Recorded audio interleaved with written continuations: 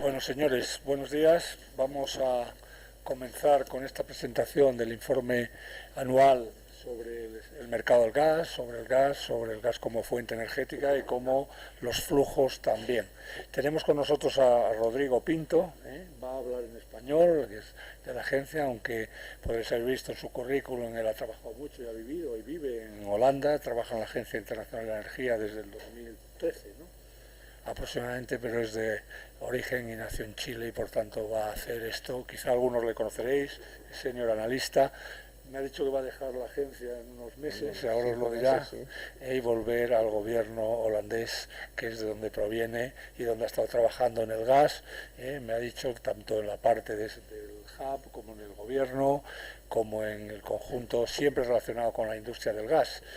El informe, como sabéis, yo creo que este año hemos hecho aquí en el club 3 o 4 eventos especialmente dedicados al gas. Uno, veo ahí a Pedro Céspedes, que acaba de entrar en enero, que lo presentamos sobre seguridad en el mundo del gas, un estudio hecho por la agencia. Luego hemos hecho también 2 eventos con Midgas sobre el mercado España, sobre cómo se está lanzando el mercado del gas, y bueno, culminamos a lo largo de este año. Ya al final de año se nos acumulan los eventos y nos acumulan este informe que lo presentaron yo creo en el mes de septiembre, octubre, lo entregasteis, ¿no? Más o menos, julio, sobre un poco el mercado del gas, las tendencias, el GNL, el largo plazo, el corto plazo, las instalaciones que se pondrán en marcha. Yo creo que es un informe bastante completo, que podréis tener la presentación que tiene y que Rodrigo nos va a hacer. Como os decía, Rodrigo yo creo que ha venido aquí en varias ocasiones, yo lo he visto a algún evento de Sedigas, siempre ligado al mundo del gas, trabaja allí dentro del área de gas y combustibles fósiles y es el senior analista que lleva el mundo del gas y que lo dejará, como él os ha dicho, dentro de unos meses para volverse al gobierno holandés y seguir desarrollando, y ya nos dirá en qué posición su mundo. Rodrigo, pues oye, muchísimas gracias por venir y ya es tu... Arcadio, muchas gracias. Funciona, ¿no? Sí, yo creo que sí. Me paro porque para no estar muy estático. Perfecto. Allí. Bueno, ya fui presentado. La idea es de que les dé una presentación sobre el informe que sacamos en julio, que es un informe de mercado, un análisis mundial, pero también el informe contiene una proyección a los próximos 5 años, pero hoy día también quisiera hacer uso de la ocasión de discutir con ustedes también un par de nociones que presentamos en otro informe presentado en octubre de este año en Japón, sobre el tema de seguridad de suministros. Yo no sé ustedes si conocen bien la Agencia Internacional de la Energía, pero comenzó en el año 1973, después de la crisis de petróleo, y realmente si vamos al core business de la agencia, nosotros tenemos la responsabilidad en el terreno de seguridad.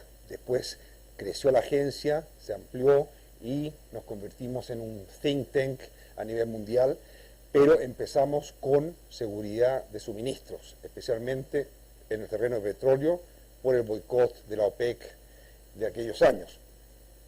El hecho de que el combustible gas se está convirtiendo cada vez más en un combustible importante para muchos países, y especialmente para países miembros de nuestra organización, y estoy hablando de países como Japón, Corea del Sur, que dependen casi por 100% de importaciones de GNL, por lo cual este tipo de países que son miembros de nuestra organización han puesto el tema en la agenda de nuestra organización y han pedido a la agencia, nos dieron un mandato 2 años atrás, durante la reunión con nuestros ministros, nos dieron un mandato de elaborar, desarrollar actividades en el terreno de seguridad de suministro. Una de las actividades es todos los años hacer un análisis del sector y ver las implicaciones para los países en términos de seguridad de suministro en el terreno de gas.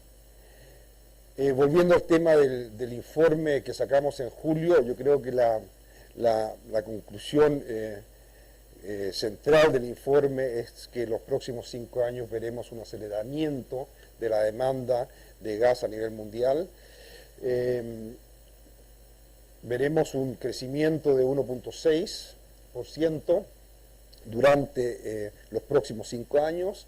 En el informe que lanzamos el año pasado teníamos una proyección un poco más conservadora, 1.5%, pero el aceleramiento se debe también a el aumento de actividad económica a nivel mundial, basándonos en el informe y las proyecciones del Fondo Monetario Internacional, que habla de un crecimiento durante los próximos 3 años de 3.7%, estamos hablando de un crecimiento mundial relativamente fuerte, que va a llevar a más actividades industriales, económicas y al final lleva a más uso del gas.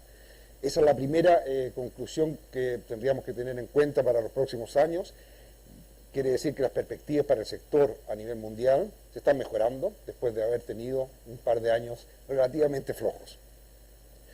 Otra noción, yo creo que bastante importante para la gente que trabaja en el gas, es el crecimiento del uso del gas por la industria.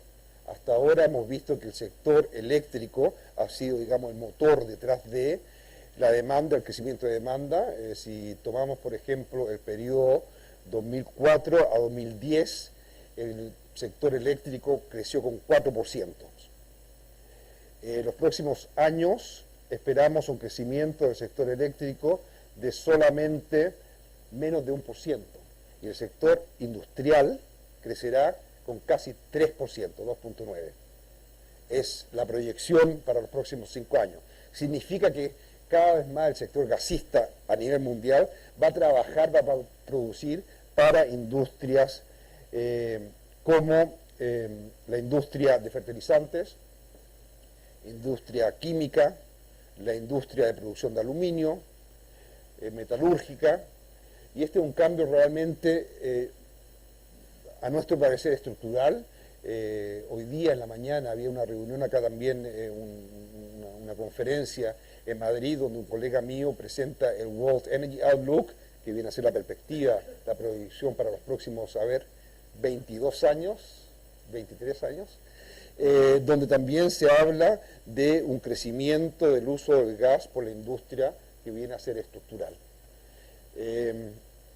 Sí que viene a ser un cambio importante para la gente que vende gas. Significa esto que la orientación va a cambiar de utilities a industria, y eso es lo que se está viendo en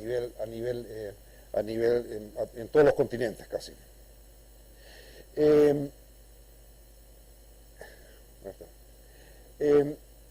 Otra noción importante es que la demanda se está trasladando hacia Asia. Yo creo que eso todo el mundo lo sabe. Un crecimiento de la población, crecimiento económico, pero si nos concentramos en los próximos 5 años, el 90% del crecimiento adicional va a realizarse en países como China, India, Bangladesh, Pakistán, Tailandia, el 90%, y solamente un 10% tendrá lugar en los países que nosotros los nombramos países de la OECD, que son miembros de nuestra organización, ya que la Agencia Internacional de la Energía es parte de la OECD. La gran parte del crecimiento acá en los países de la OECD se va a dar en Estados Unidos, donde todavía hay espacio para el sector eléctrico, y nuevamente la industria en Estados Unidos está usando cada vez más gas, la industria química, la industria, la producción de aluminio, hasta la producción de fertilizantes, va a ser uno de los motores en Estados Unidos del leve crecimiento de 10% que se va a dar en los países miembros de la OECD. En el caso de Japón, que esto vendría a ser también un cambio estructural, veremos una disminución del uso del gas con 20 BCM, que se debe a la introducción de energía nuclear en base de la política del gobierno actual japonés. En Corea todavía no se sabe bien lo que va a hacer el gobierno. Está claro que el gobierno quiere bajar el uso del carbón, quiere estimular las energías renovables y al mismo tiempo usar más gas. La pregunta es cuál va a ser la velocidad del crecimiento del uso del gas en Corea. Nuestro forecast, nuestra proyección está basada realmente en las proyecciones conservadoras que significan una disminución del uso en Corea que se usaban por el gobierno anterior. Volviendo al tema de la producción, el 40% de los volúmenes adicionales de los próximos años, 5 años, se van a producir en Estados Unidos. Estados Unidos, siendo que hemos visto una baja de precios relativamente fuerte en América del Norte, los precios se mantuvieron el año pasado a un nivel de $2.7 por MBTU, que es relativamente bajo en comparación con años anteriores, pero la industria ha estado capacitada, ha estado en estado de seguir produciendo de manera bastante agresiva. Los próximos años veremos un volumen adicional de unos 140 BCM solamente en Estados Unidos.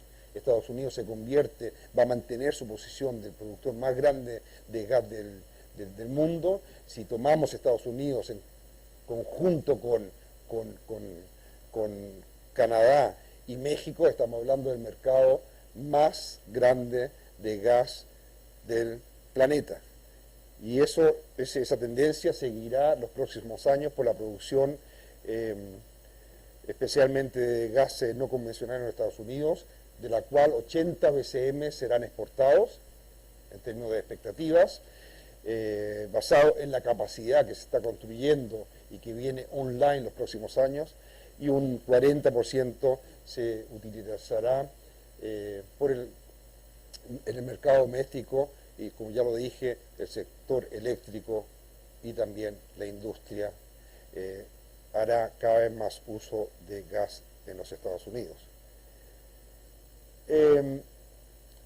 La historia de Europa es una historia realmente excepcional. Es el único continente que se ve enfrentado con una baja de la producción. La gran baja se debe también a los problemas que se han dado en Holanda. No sé si ustedes han seguido la problemática de los terremotos, por lo cual el gobierno holandés ha tomado, yo creo, hasta ahora, partiendo de 2013, han sido unas 4 decisiones políticas para reducir la producción y evitar, digamos, más temblores en el norte de Holanda. Estamos hablando del pozo más grande del continente. En el 2013 se producían 53 BCMs del pozo de Groningen. Este año solamente se pueden producir 21 en base de una decisión política. Y la discusión empezó nuevamente esta semana por decisiones del Tribunal Supremo, que quiere bloquear las decisiones políticas del gobierno de seguir produciendo 21 BCM por año. Probablemente el gobierno estará obligado a bajar la producción, pero bueno, eso ya viene a ser un tema político que no lo quiero tratar hoy día. Lo importante es que con la baja de la producción... perdona, algo pasó acá. Ahí está, vale. Por la baja de la producción, las importaciones en Europa van a subir con unos 30 BCMs. Gran pregunta es si la necesidad va a ser suministrada con GNL. Yo creo que es una pregunta crucial para la industria española, ya que ustedes aquí en esta parte del continente tienen casi 60% del mercado en términos de volumen. O la otra pregunta podría ser si los rusos, en este caso Gazprom, va a hacer el suministrador más importante en los próximos años para suministrar los 30 BCM que se necesitan, especialmente en el norte de Europa. Gran discusión política sobre si hay o no hay que construir el gasoducto Nord Stream 2, que en este momento está bloqueando muchas políticas en Europa, y también probablemente va a llevar a nuevas decisiones por parte de la Comisión Europea. Pero bueno, volviendo al tema de las importaciones, en nuestra proyección, nosotros la expectativa es que el 50% de los volúmenes serán suministrados por comercializadoras de GNL y un 50% vendrán por tubería de Noruega y de Rusia. En el 2016 vimos que Gazprom estaba capacitada de adaptar los precios y siempre ofrecer precios bajo los precios de GNL en Europa, por lo cual la flexibilidad dentro de los contratos existe y probablemente Gazprom seguirá haciendo uso de esta estrategia para bloquear un poco, para competir en frente a la amenaza de la penetración de GNL en la parte nórdica de Europa. Hablando sobre la producción mundial, entre el 2009 y el 2011 vimos la primera ola de GNL a nivel mundial, especialmente GNL producido por Qatar, que adhirió algo de 100 BCM en un par de años, con una política bastante rígida por parte del gobierno y de la compañía nacional, Qatargas. La segunda ola viene en camino, ya empezó, muchos proyectos que están saliendo a producción. Esperamos los próximos años 15 proyectos que van a entrar en producción, produciendo 140 BCM de capacidad. La pregunta es si todo se va a producir, depende del mercado, pero esta ola va a seguir transformando, digamos, este mercado que se encuentra ya en una transformación bastante estructural. Sí que viene un cambio que va a ser más profundo, probablemente afectando también a los precios, creando más presión en los precios, por lo cual la expectativa de algunas empresas a nivel mundial de que los precios podrían subir y que es realmente optimista. Ahí veo un compañero que dice, sí, es optimista. Yo creo que no va a pasar porque la ola es grande. Estamos hablando de grandes volúmenes y un mercado que ya está sobre suministrado. La pregunta, ¿dónde se van a encontrar los mercados? Bueno, ya hablé sobre Asia, China, India, Bangladesh, Pakistán, son los nuevos consumidores de gas. En Latinoamérica, las expectativas, Argentina seguirá consumiendo cantidades relativamente bajas de GNL, Brasil dependiendo de las sequías del sistema energético del país. En estos momentos, el año pasado, importaron 2 BCM, la expectativa es que importen nuevamente algo de 2. 3 años atrás, con grandes sequías, importaban 6, 7, pero ya se ve que la política brasilera es evitar las importaciones porque no tienen contrato de largo plazo. Al contrario, han seguido una estrategia de flexibilidad. En el momento que necesitan GNL, lo compran a altos precios, pero la expectativa es que seguirán haciendo uso del GNL, pero no van a ser uno de los consumidores más importantes para los próximos años. Europa, nuevamente, ya conté la historia. Gran duda si GNL está capacitado a competir con gas proveniente de Rusia o de Noruega. Importante en términos de cambios estructurales, en el 2005 teníamos 15 consumidores a nivel mundial, países que consumían GNL. Hoy en día tenemos ya 39 y al final del periodo de proyección, 2022, tendremos unos 48 consumidores. Quiere decir que,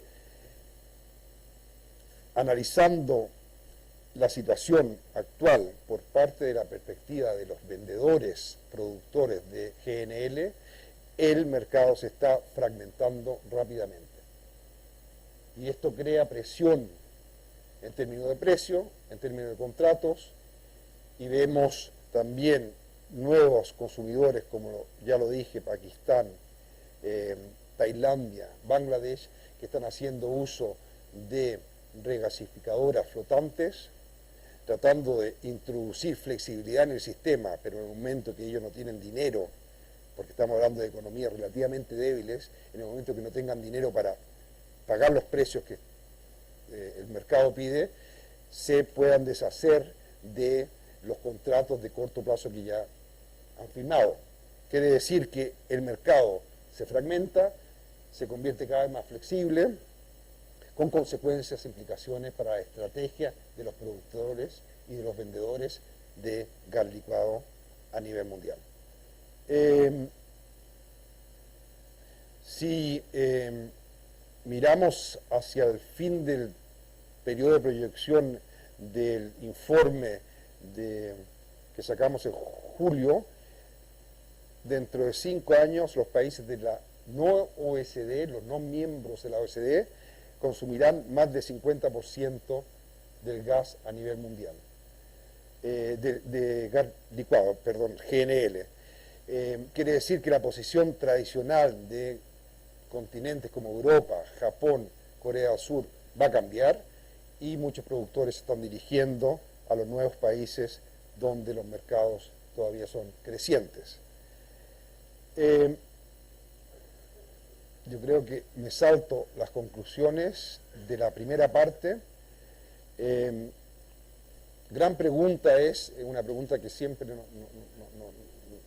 se lanza en conferencias por parte del sector privado, es si hay una necesidad de enfocarse en el tema de seguridad de suministro en un mercado que está totalmente sobresuministrado, donde hay una competencia increíble, donde hay precios relativamente bajos. Por parte de nuestros miembros de gobiernos, la respuesta, sí, hay razones que justifican realmente enfocarnos en este tema. Si empezamos a hacer un pequeño análisis de todas las crisis que hemos visto desde el año 2000, y estábamos hablando de problemas técnicos, problemas geopolíticos, como la crisis con los rusos del 2006, 2009, 2014, yo creo que hemos tenido, y también ataques terroristas, el tema de seguridad de suministro viene a ser un tema relativamente importante, no solamente para los gobiernos, sino que es un tema que tendría que estar en la agenda internacional. En el informe que sacamos en octubre, analizamos 4 acontecimientos que se dieron solamente en el 2017. Empezamos con el invierno en Europa del Sur, un invierno que afectó a 4 países en términos de gas, suministros, discusiones políticas. Empezamos con España, y no me quiero meter en la discusión española, porque yo sé que es muy sensible, así que la dejamos de lado. Tenemos también, vimos problemas en Francia por el mantenimiento de muchas plantas nucleares, hubo un déficit de gas, de electricidad, por lo cual precios subieron. En el caso de Italia, un gran frío en toda la zona del sur de Europa, por lo cual también Italia se vio con un déficit de gas, subieron los precios y tuvieron que, en cierto sentido, intervenir por parte del regulador y pedir a los productores de gas, y estoy hablando de los rusos, de los noruegos, de la producción de GNL de Argelia, pedir suministros adicionales que llegaron a tiempo, que el mercado estuvo en estado de solucionar sin ningún problema, pero se dio una semicrisis, lo que llamamos una situación de alerta, basándonos en los mecanismos de crisis que se usan dentro de la Comunidad Europea.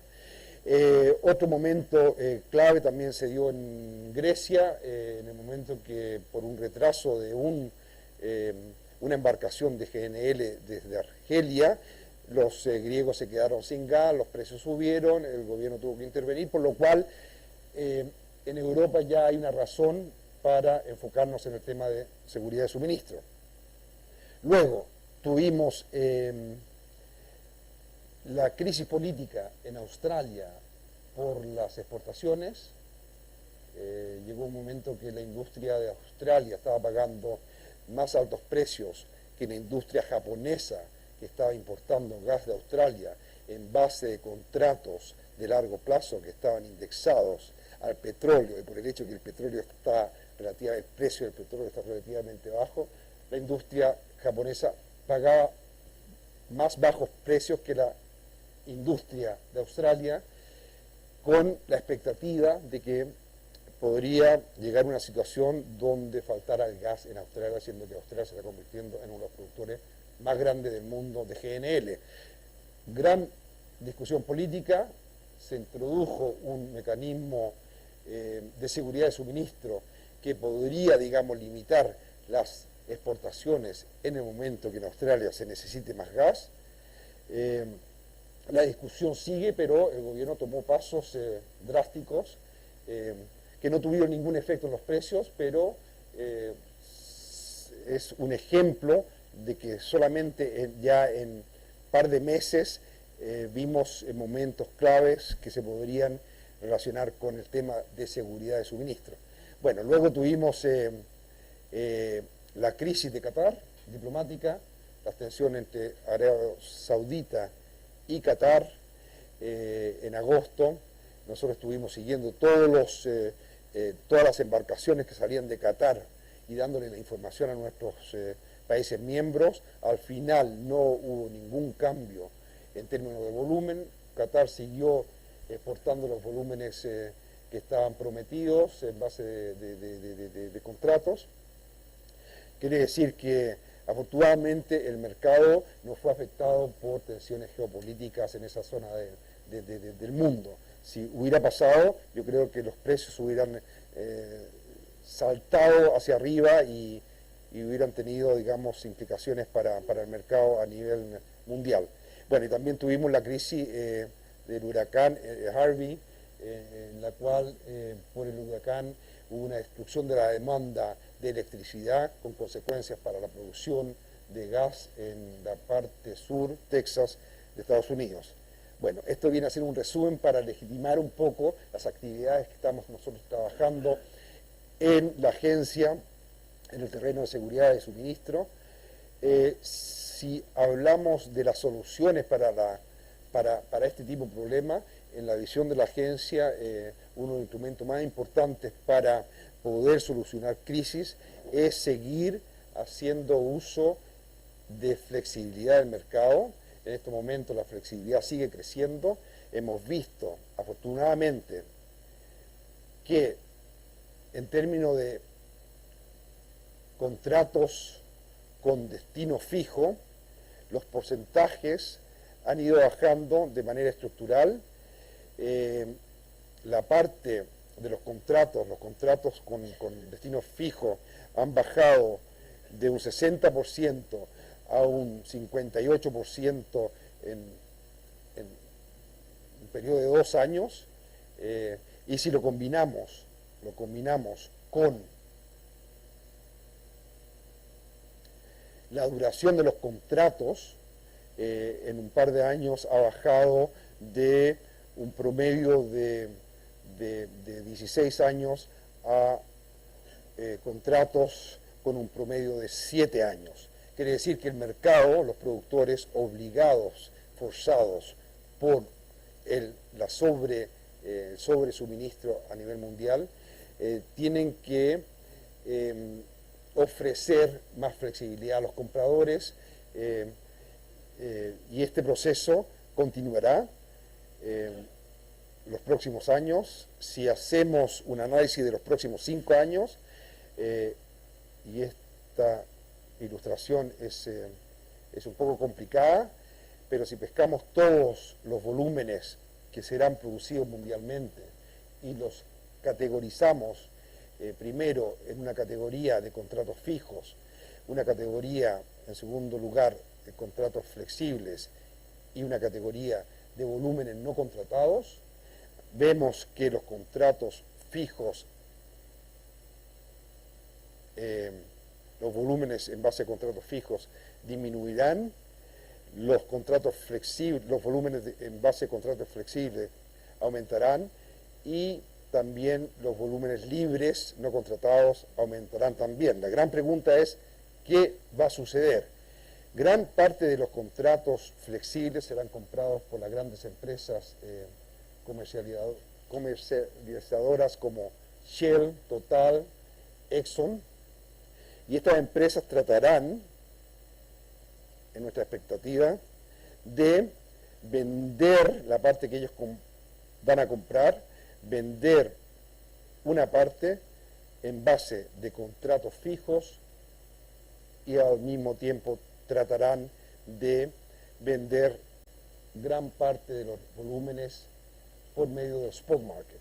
Quiere decir que la tendencia continuará los próximos 5 años, la tendencia de flexibilidad que nosotros como institución de gobierno consideramos una tendencia positiva en relación al tema de seguridad de suministro para ciertos países. Ya casi terminando, en el informe que presentamos sobre suministros, seguridad de suministro, tratamos de caracterizar un poco los tipos de compradores que se están dando en este momento en el mundo. Si hacemos una tipología de compradores, vemos un grupo que depende de las importaciones por casi 100%. Y estoy hablando de países como Japón, Corea, Taiwán, y también un país como Chile que está importando y depende por un 100% de las importaciones. También tenemos un grupo de 19 países en estos momentos que en base a políticas de diversificación de suministro hace uso de gas licuado GNL como una de las fuentes para disminuir la dependencia, en el caso de Europa, de ciertos productores como Rusia y en el caso español yo creo Argelia.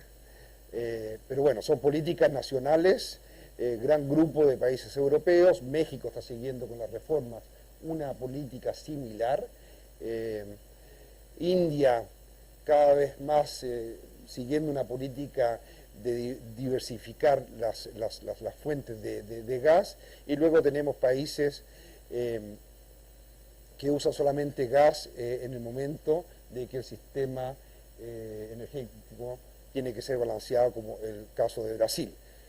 Los nuevos países totalmente sensibles en términos de precios, ya lo nombré, países como Pakistán, Bangladesh, y la gran pregunta, ¿qué va a pasar con estos países en los próximos 5 años? ¿Habrá una cierta dinámica? De todos los volúmenes nuevos, los países que dependen totalmente de las importaciones, ahí veremos una baja en volúmenes, especialmente causada por Japón. Los países que siguen una política de diversificación estarán en estado de aumentar el consumo de gas con 114 BCM, quiere decir que los países en donde la política, las empresas estatales van a tener una influencia cada vez más grande en la manera que ellos van a comprar gas, utilizar gas, consumir gas, el número de países va a aumentar drásticamente y los volúmenes también. Quiere decir que muchas empresas privadas a nivel mundial, internacionales, tendrán que negociar cada vez más con este tipo de compañías estatales como en China, como en India, Tailandia, Bangladesh. Y luego los países que usan gas como reserva en caso de una necesidad para balancear el sistema energético también estarán en estado de aumentar el consumo con unos 5 BCM.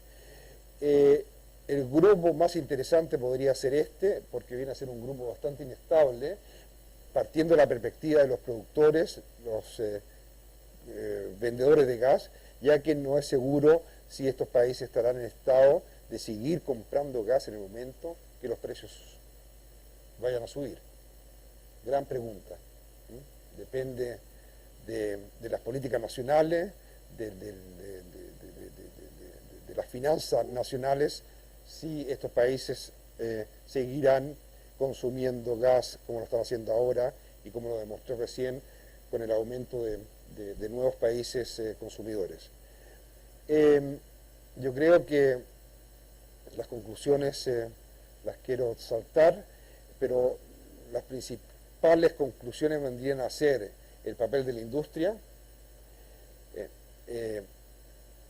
el traslado de la demanda hacia Asia, algo que se conoce, pero realmente el traslado se está acelerando, el papel de los Estados Unidos como el gran productor de gas licuado a nivel mundial, y también, aunque los volúmenes que van a exportar no sean tan grandes, pero el efecto, implicaciones en términos de contrato y precios ya se está viendo, y luego la fragmentación del mercado con nuevos consumidores, nuevos países, el ejemplo de 15 en el 2005 y al final de nuestro periodo de proyección ya casi 50, una cosa increíble, y luego como punto final el aumento de la flexibilidad que afecta también a los productores y una gran ventaja para los consumidores, pero es una tendencia que realmente ya no se puede negar en este mercado y que seguirá, digamos, moviendo a todos los players de este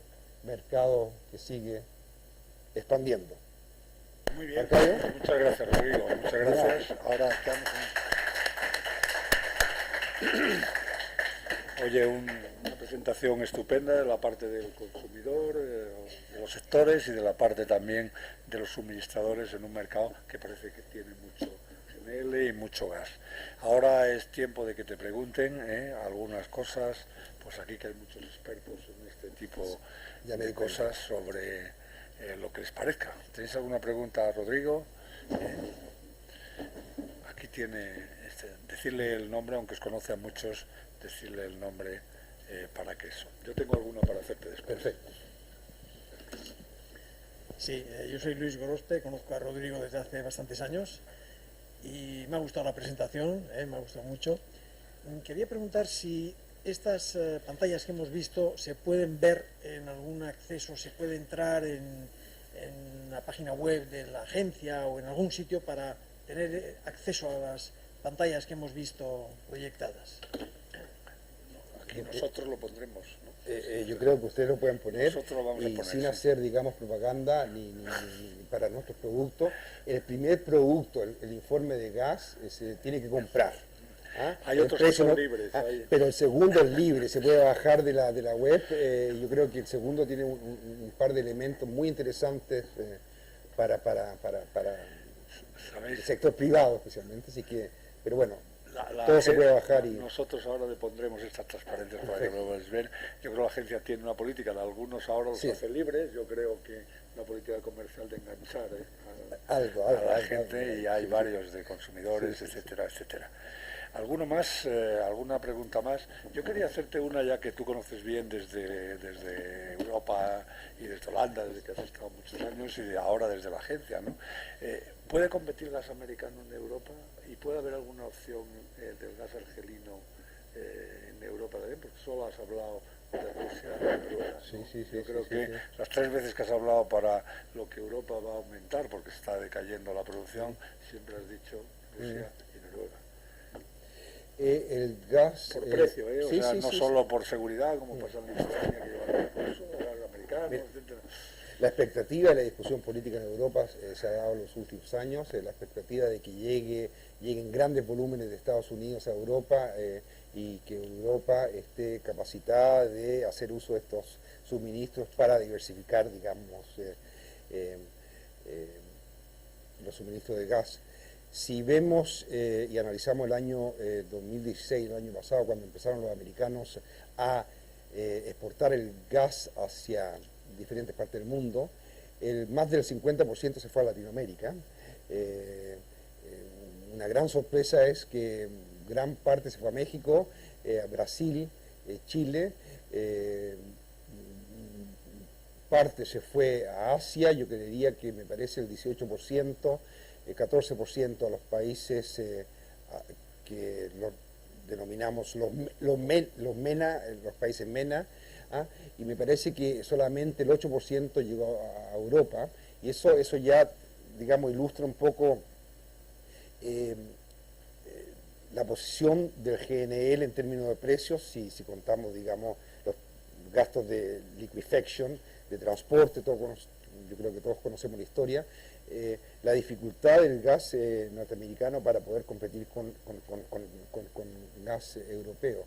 El tema de gas de Argelia, en este momento Argelia está tratando de aumentar sus exportaciones de GNL para generar más dinero por situaciones internas, económicas relativamente difíciles.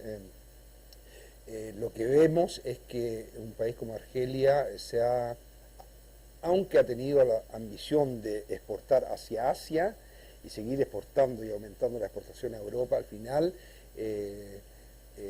ha aumentado las exportaciones a países como Turquía, Egipto, quiere decir que se está concentrando en otro tipo de mercado, un mercado que será temporal, en el caso de Egipto, ya que con la producción del pozo de Zohar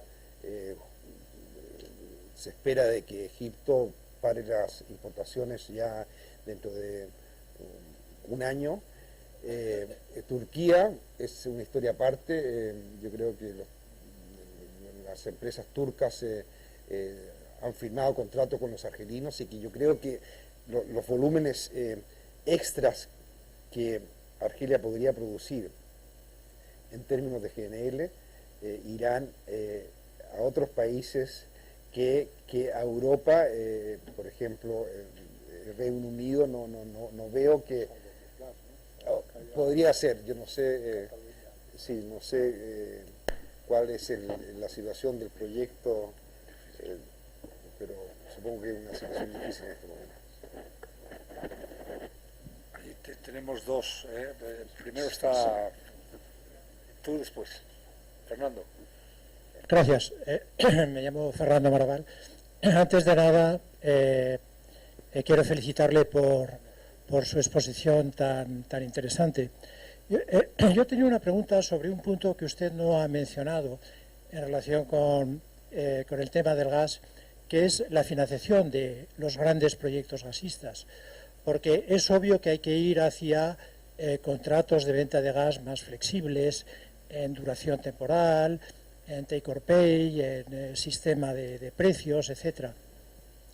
Pero esto plantea también, o puede plantear, problemas de financiación por parte de la banca y del mercado de capitales hacia las grandísimas cantidades de dinero que se necesitan para financiar, por ejemplo, plantas de liquefacción como se está viendo en Australia, por ejemplo.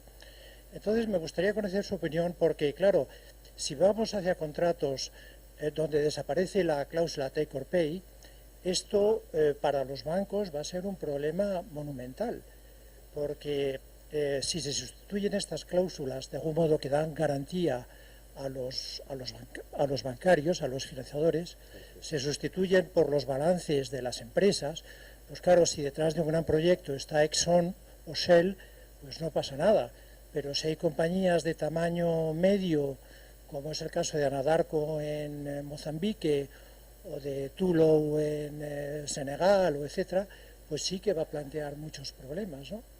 Entonces me gustaría conocer su punto de vista sobre posibles dificultades en la financiación, ¿no? Gracias. Yo creo que puedo hacer Si analizamos, digamos, las decisiones finales de inversiones tomadas este año, hemos visto solamente una, el año pasado dos. Sí que estoy totalmente de acuerdo con usted que la flexibilidad está trayendo problemas si la combinamos también con los bajos precios en términos de nuevas inversiones. En este momento no hay compañías que están dispuestas o capacitadas a tomar grandes decisiones de inversiones. Usted nombró el proyecto de Anadarko en Mozambique. Todavía andan en busca de contratos de largo plazo que no los pueden encontrar. Así que la gran pregunta es ¿qué podría pasar?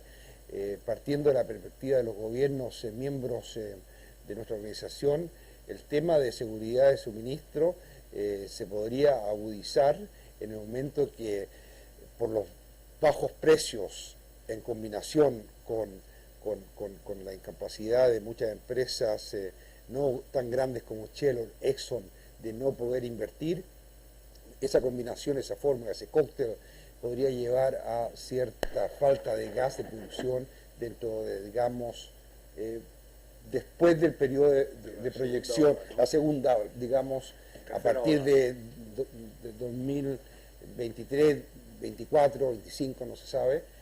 Son grandes preocupaciones que realmente yo creo que en este momento nadie tiene una solución, pero al final la necesidad de nuevos business models está clara y se tendrá que buscar, ya que el mercado, como lo demostré, está fragmentado, bajos precios sobre suministro, suficientes elementos para seguir, digamos, esa línea de la flexibilidad que va a afectar a las inversiones, está claro. No tenemos todavía la solución, ¿no? Yo creo que nadie tiene la solución. Yo creo que sí. Esta ola nueva es de inversiones decididas en el 2007, 2008, ¿no? Sí. Entonces ahora sería ya para el 27, ¿no? 20, sí. Entonces esta sería... Aquí tenemos otra pregunta. Ignacio La Peña, de Opinión que nos hagas. Has descrito muy bien esta segunda ola de nuevo volumen que va a llegar, pues está llegando, ha llegado ya y se consolidará en los próximos 5 años. Y sobre esta ola habrá a partir del 2020 una ola que no aporta nuevo volumen, pero que sí lleva a que muchos contratos de largo plazo firmados a principios de los años 2000 van a expirar. La agencia ha analizado este efecto en cómo va a cambiar el mercado por el efecto acumulado de más volumen, más volúmenes disponibles en el mercado que hoy están, pero que van a cambiar de actores. Sí.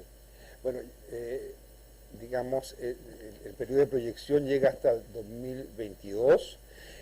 Digamos, la nueva ola de contratos que van a terminar, va a empezar como el 2023-24, especialmente Japón. Estoy totalmente de acuerdo con usted que allí se van a dar más volúmenes por medio del spot market. Es una de las políticas también del gobierno japonés que todavía hay una discusión interna si necesitan contratos a largo plazo, si necesitan continuar esos contratos relacionados también a la política de seguridad de suministro, pero la tendencia en Japón es hacer uso de un mercado flexible y no tratar de evitar, digamos, contratos como fueron firmados hace, qué sé yo, 10, 15 años atrás. Así que veremos grandes volúmenes que van a ser liberados de los contratos y que van a llegar al mercado con grandes efectos, impactos en los precios. Así que la ola probablemente va a tener repercusiones después del periodo de proyección partiendo de 2023, 2024. ¿Alguna pregunta más que tengáis para Rodrigo? Pues nada, si no quieres añadir algo más o eso, pues muchas gracias a todos por venir y muchas gracias a Rodrigo. Estará en el gobierno holandés dentro de unos meses y allí no sabe si va a seguir en el gas o no. No se sabe, nunca se sabe. Enhorabuena. Muchas gracias.